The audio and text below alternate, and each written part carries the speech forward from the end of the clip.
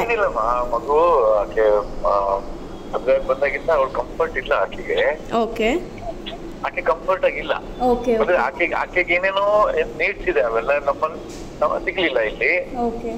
So ಆಕೆ 1.5 ವರ್ಷ ಆಯ್ತು ಆಚೆ ಹೋಗಿ. Okay okay okay okay. ಹೊಟ್ಟೋದ್ರು, ಅವ್ರು ಬಿಟ್ಟು ಹೊಟ್ಟೋದ್ರು. ನಾವು ಸುಮ್ಮನೆ ಆಗ್ಬಿಟ್ವಿ. ಈಗ ಸಡನ್ ಆಗಿ ಹೋಗಿ ಪೊಲೀಸ್ ಕಂಪ್ಲೇಂಟ್ FIR ಎಲ್ಲ ಮಾಡಿದಾರೆ, ಅಷ್ಟೇನೆ. Okay okay. ದುಡ್ಡು ಕೇಳಿದ್ದು ಹಂಗೆಲ್ಲ ಎಲ್ಲ ಆರೋಪಗಳು ಸುಳ್ಳ ಸರ್ ಹಂಗಿದ್ರೆ? ಅಲ್ಲ, ಈಗ ಅವ್ರಿಗೆ ಕಂಪ್ಲೇಂಟ್ ಕೊಡ್ಬೇಕಾದ್ರೆ ಒಂದು ಕಾರಣ ಕೇಳ್ತಾರಲ್ವಾ? ಹೌದು.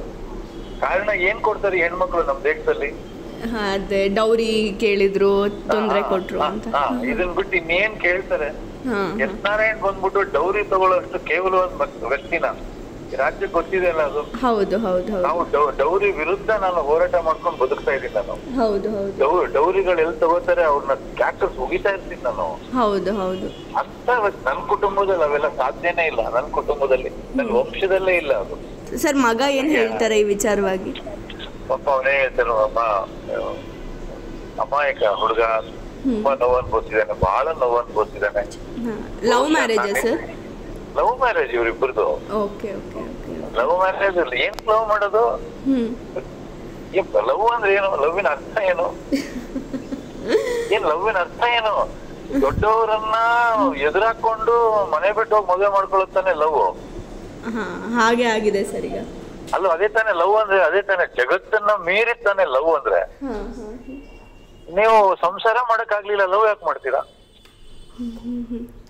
ಕಷ್ಟ ಸುಖ ಎರಡನ್ನು ಹಂಚ್ಕೊಂಡು ಬದುಕ್ಬೇಕು, ಅದೇ ತಾನ ಜೀವನ. ಹೌದು ಹೌದು ಸರ್. ಬಿಡಿ. ಮಗು ಸರ್? ಮಗು ತಾಯಿ ಹತ್ರ ಇರುತ್ತೆ. Okay okay okay okay okay. ಮುಂದೆ ಏನಾಗ್ಬೋದು ಅಂತ ಸರ್? ಗೊತ್ತಿಲ್ಲ, ಕೋರ್ಟ್ ಅಲ್ಲಿ ಇದೆ ಕೇಸು. Okay sir. ಏನೆಲ್ಲವೂ ನಿಗೂಢ. ಓಕೆ, ಕಾಯೋಣ ಅಷ್ಟೇ. ಆಕ್ಚುಲಿ ಮೇಡಮ್ ಅವ್ರ ಮೇಲೆ ಅವ್ರು ಆರೋಪ ಮಾಡಿದ್ದಾರೆ, ಅವರು ಕೂಡ ಹಣ ಕೇಳಿದ್ರು ಅಂತ. ಪಾಪ ಎಷ್ಟು ಇನ್ನೊಂದು ಆಕೆ ಅಂದ್ರೆ, ಮನೆ ತುಂಬಾ ಇನ್ನೊಂದು ಸುಮ್ಮನೆ ಇದೆಲ್ಲ. ಅಯ್ಯಯ್ಯೋ, ಇಲ್ಲಿ ಕೆಲವು ಹೆಣ್ಮಕ್ಳು, ನಾನು ಮಾತಾಡುವಾಗ ತುಂಬಾ ಹೆಣ್ಮಕ್ಳಿಗೆ ನಾನು ನಿಮ್ಮನ್ನ ನೋಡ್ತಿದ್ದಂಗೆ ನಂಗೆ ಯಾಕೆ ನಿಮ್ಮಲ್ಲಿ ಅಷ್ಟು ರೆಸ್ಪೆಕ್ಟ್ ಬಂತು ಅಂದ್ರೆ, ನಿಮ್ಮಲ್ಲಿ ಭಗವಂತ ಎಂತ ಜ್ಞಾನ ಕೊಟ್ಟಿದ್ದಾನೆ, ಎಷ್ಟು ಜ್ಞಾನ ಕೊಟ್ಟಿದ್ದಾನೆ ನಮ್ಗೆ. ಶಾಕ್ ನನ್ಗೆ. ಹೆಣ್ಮಕ್ಳು ಹೀಗೆ ಇರ್ಬೇಕು. ಯಾವತ್ತು ಹೆಣ್ಣು ತನ್ನ ಸ್ಥಾನಕ್ಕೆ ತಾನೇ ಗೌರವ ತಂದ್ಕೋಬೇಕು, ಅವಳೇ ಹೆಣ್ಣು. ಖಂಡಿತ ಸರ್, ಖಂಡಿತ. ತನಗೆ ತಾನೇ ಮಸಿ ಬಳ್ಕೋಬಾರ್ದು. ಈಗ ಇದರಿಂದ ಆಕೆಗೆ ಡ್ಯಾಮೇಜ್, ನನಗಲ್ಲ.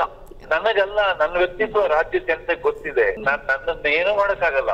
ಯಾಕೆಂದ್ರೆ ನಾನ್ ಕೃತಕವಾಗಿ ಬದುಕೋ ವ್ಯಕ್ತಿ ಅಲ್ಲ, ನಾನು ಇರೋದೇ ಹೀಗೆ. ಬಟ್ ಆಕೆ ಏನ್ ಮಾಡ್ಕೊಂಡ್ಲು? ಆಕೆ ಇದನ್ನ ಆಗೋಯ್ತಾ, ಟಿವಿಲ್ ಬಂದ್ಬಿಟ್ಟು ಮುಗಿದೋಯ್ತು. ನಾಳೆಯಿಂದ ಏನ್ ಮಾಡ್ತೀಯ ನೀನು? ಏನ್ ಮಾಡಕ್ಕಾಗಲ್ಲ. ನಾಳೆಯಿಂದ ಏನ್ ಮಾಡ್ತೀನಿ?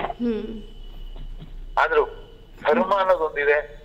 ಧರ್ಮದ ವಿರುದ್ಧ ಹೋದಾಗ ಅದ್ರ ಫಲ ಅನುಭವಿಸ್ಬೇಕಾಗ್ತದೆ. ಪ್ರತಿಯೊಬ್ಬರಿಗೂ ಯಾರೇ ಆಗ್ಲಿ, ಎಷ್ಟೇ ದೊಡ್ಡ ವ್ಯಕ್ತಿ ಆಗ್ಲಿ, ಧರ್ಮದ ವಿರುದ್ಧ ಏನೇ ಮಾಡಿದ್ರು ಅದ್ರ ಫಲ ಅನುಭವಿಸ್ಲೇಬೇಕು.